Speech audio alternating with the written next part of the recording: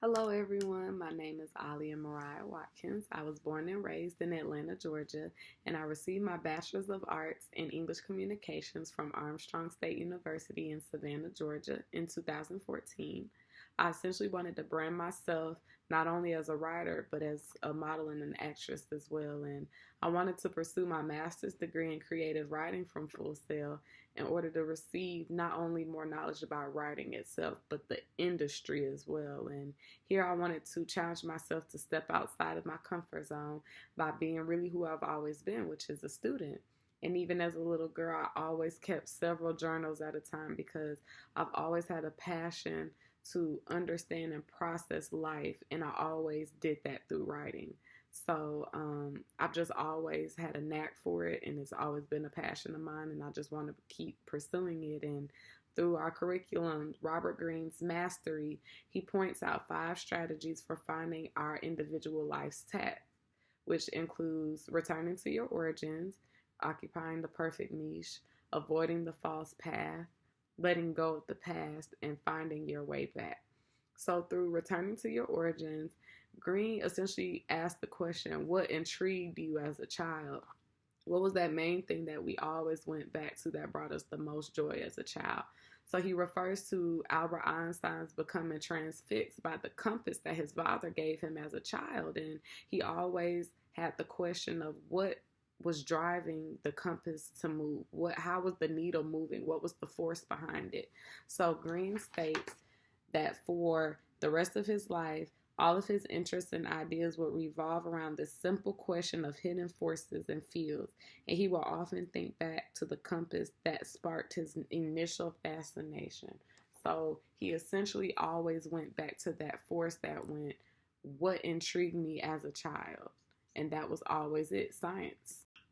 The second point that Greene makes is occupying your perfect niche, which means how and what specific area can you make your expertise and how can you make it specific and unique to you.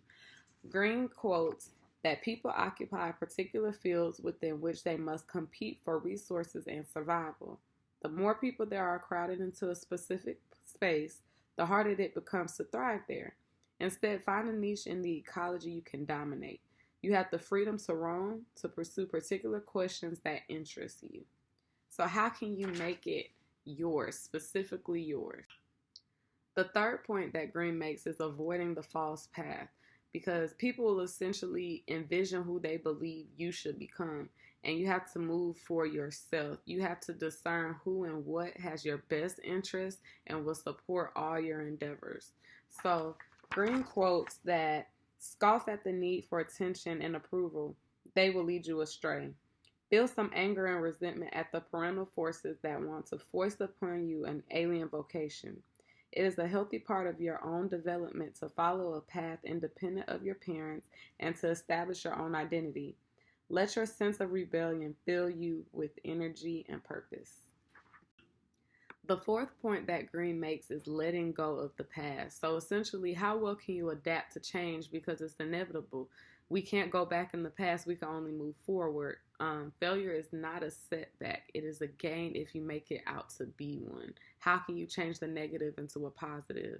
And we always have to be in tune with our individual life's task and move accordingly. The fifth point he makes is finding your way back. So essentially, embrace your individuality and your life task and your uniqueness that is you. Because straying from your individual purpose and your aspirations will lead you to a spiritual demise. And after I graduated college, I conformed to the 9 to 5 jobs instead of pursuing my dreams in writing. And I would be so exhausted after my shifts that I wouldn't even have the energy to focus on my craft, and my stress levels increased while my health declined, and I felt like I was at an all-time low. But the starving artist in me said, no, you gotta pick yourself back up, Mariah. So I wrote my first book, which is Reflections of a 20-something, which will be out soon. And I hope to not only create even more projects and more books, but I want to brand myself. I want to be my own boss and brand myself as a writer, model, and actress. And I want to inspire those around me to keep persevering and to lead with love always. And over the next 3 weeks in our mastery class, I hope to not only push myself despite my ailment. I just want to be even more confident in myself and my craft, because essentially life is bigger than just me. My craft is bigger than me. It's supposed to reach an audience. I'm supposed to change lives, and that's essentially what I want to do, is make a positive impact on the world. And that's it. That's it. And I can do that. I can only do that by being myself. So I encourage you to do the same. The end.